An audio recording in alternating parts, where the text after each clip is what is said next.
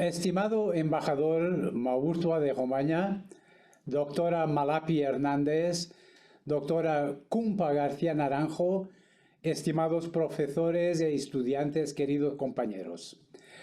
Ante todo, quisiera agradecer a la Sociedad Peruana de Derecho Internacional, en tanto que organizadores del curso de Derecho Internacional Contemporáneo, y en especial al embajador Óscar Maurtua de Romaña por la amable invitación para dirigirme a ustedes en esta sesión de inauguración. Asimismo, quisiera dar mis más sinceras felicitaciones a la Sociedad Peruana de Derecho Internacional por haber cumplido más de un lustro organizando esta actividad académica y con ello fomentando y promoviendo el derecho internacional y su entendimiento. Lamentablemente, por problemas de agenda no me es posible estar ahí, pero es un placer poder dirigirme a todos ustedes a través de este mensaje. Tienen por delante un excelente programa a la par que ambicioso que tratará cuestiones muy variadas dentro del derecho internacional. Y la mayoría de los temas incluidos en el programa han sido discutidos o están siendo discutidos en el marco de las Naciones Unidas. La organización ha sido instrumental en muchas de estas cuestiones y ha demostrado ser un foro único donde discutir de manera universal cuestiones de derecho internacional. Permítame contribuir al curso que se inicia hoy con la aportación de mi oficina, la Oficina de Asuntos Jurídicos de las Naciones Unidas, a algunos de estos temas que van a tratar en los siguientes días. Voy a empezar con un grande logro y hito en cuanto a la protección del medio ambiente. Se refiere porque hace poco más de un año, en el 19 de junio del año pasado, se adoptó el texto sobre acuerdo en el marco de la Convención de Naciones Unidas sobre el Derecho del Mar relativo a la conservación y el uso sostenible de la diversidad biológica marina de las zonas situadas fuera de la jurisdicción nacional, conocido también como el Acuerdo BBNJ por sus siglas en inglés. Se trata de un logro de orden mayor que afecta a las 2/3 partes del océano por superficie y su biodiversidad, 95% del hábitat ocupado por la vida en el planeta en todas sus formas y que produce 1/3 del oxígeno que respiramos.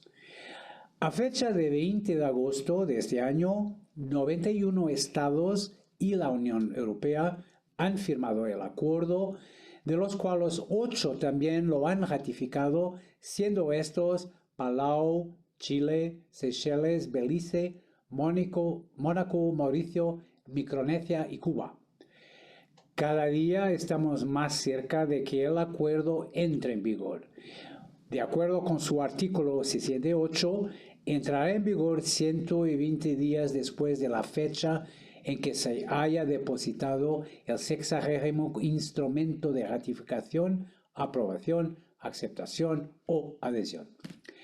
El acuerdo surge de la Convención de las Naciones Unidas sobre el Derecho del Mar de 1982 o la CONVEMAR, y también conocida como la Constitución para los Océanos, por su enorme contribución al derecho del mar, así como por su alta aceptación a nivel mundial, pues con 169 estados partes y la Unión Europea es prácticamente universalmente reconocida.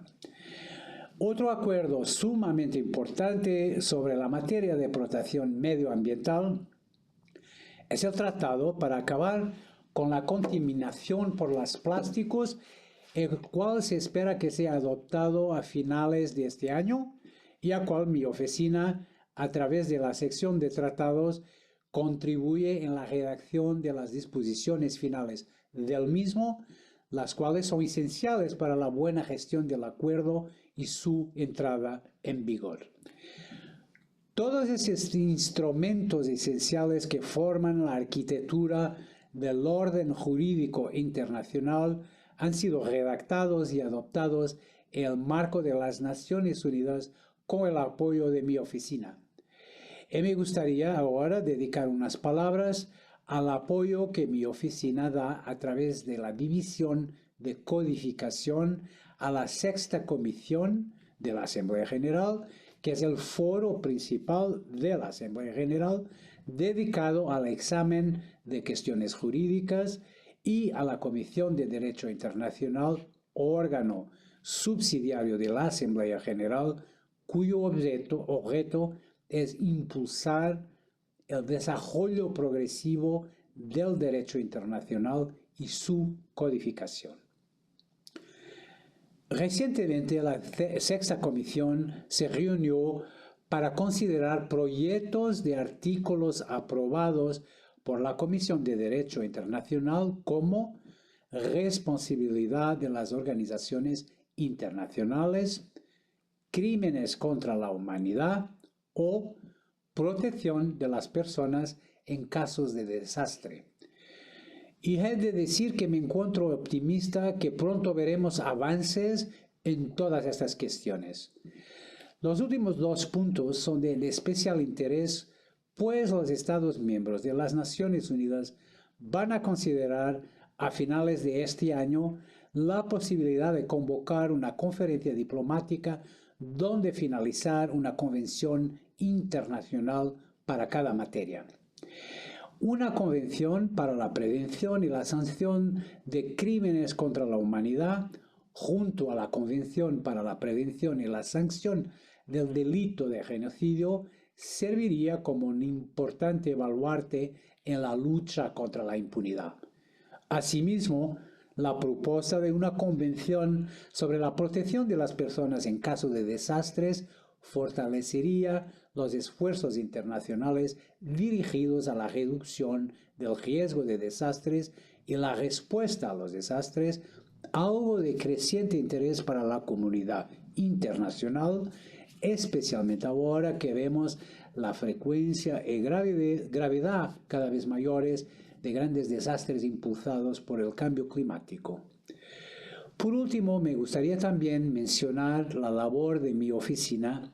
encaminada a que la organización apoye a lograr por medios pacíficos y de conformidad con los principios de la justicia y del derecho internacional el arreglo de controversias o situaciones internacionales susceptibles de conducir a quebrantamientos de la paz, como dice la Carta de Naciones Unidas.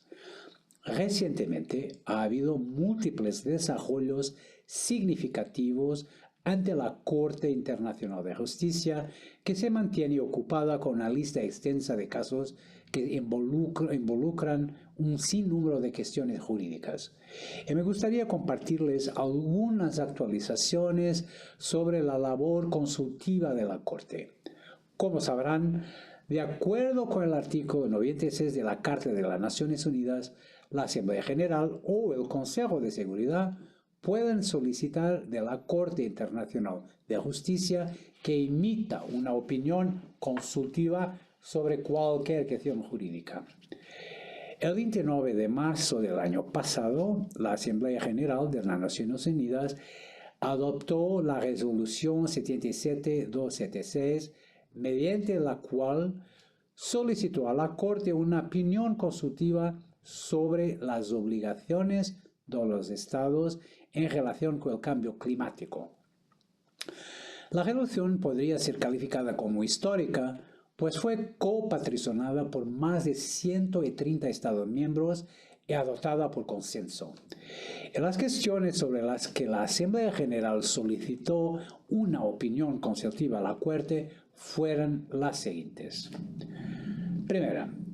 ¿cuáles son las obligaciones que tienen los Estados en virtud del derecho internacional de garantizar la protección del sistema climático y otros elementos del medio ambiente frente a las emisiones antropogénicas de gases de efecto invernadero en favor de los Estados y de las generaciones presentes y futuras. Segunda, ¿cuáles son las consecuencias jurídicas que se derivan de esas obligaciones para los estados que por sus actos y omisiones hayan causado daños significativos al sistema climático y a otros elementos del medio ambiente con respecto a los estados, incluidos en particular los pequeños estados insulares en desarrollo, que debido a sus circunstancias geográficas y su nivel de desarrollo se ven perjudicados o especialmente afectados por los efectos adversos del cambio climático o son particularmente vulnerables a ellos, y los pueblos y las personas de las generaciones presentes y futuras afectados por los efectos adversos del cambio climático. Como pueden observar, las cuestiones planteadas a la Corte abordan temas complejos y novedosos del derecho internacional. Y de conformidad con el párrafo 2 del artículo 65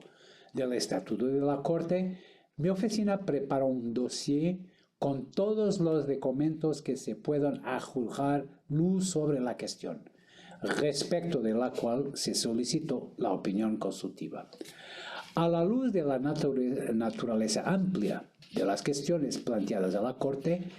el dossier estuvo compuesto de más de 8.000 páginas de documentos,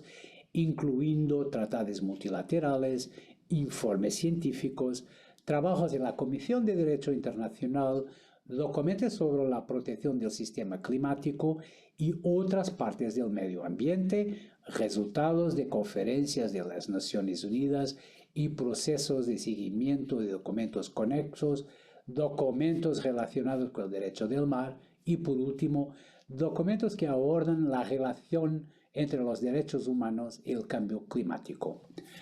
La opinión de la Corte aún está pendiente, pero prevemos que sea emitida a finales de este año.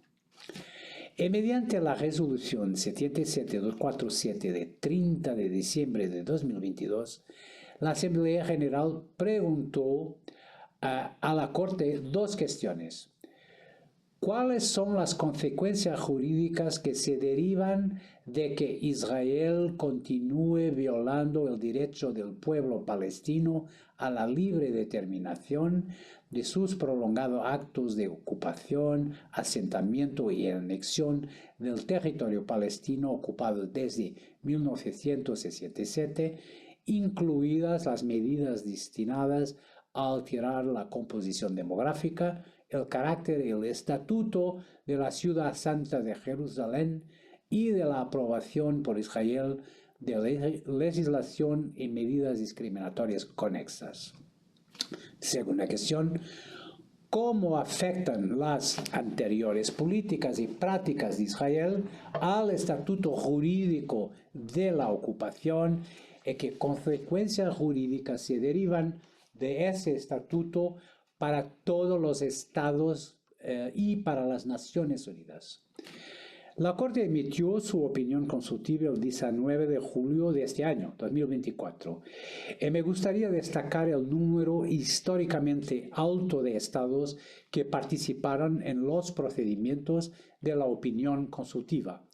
La Corte recibió 54 declaraciones escritas de estados, incluidos el Estado de Palestina e Israel, y 3 declaraciones escritas de organizaciones internacionales. Por otro lado, 50 estados y 3 organizaciones internacionales participaron en las audiencias orales. Me atrevo a concluir que esa participación tan alta evidencia el continuo interés de la comunidad internacional en el derecho internacional, pues aun cuando las opiniones consultivas no son jurídicamente vinculantes,